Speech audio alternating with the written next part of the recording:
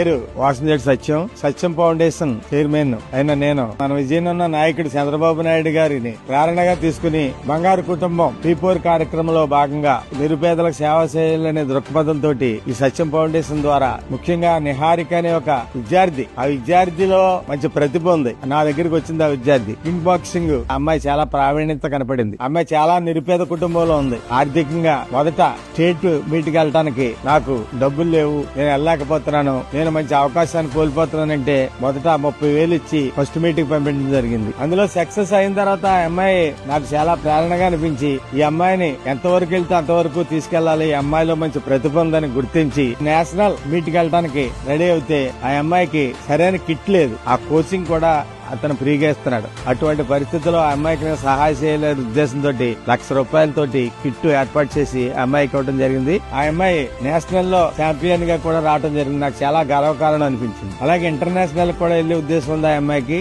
ఆ అమ్మాయిని నేను ఇంటర్నేషనల్ వరకు కూడా తీసుకెళ్లి ఆ అమ్మాయికి మంచి చేయాలని తపన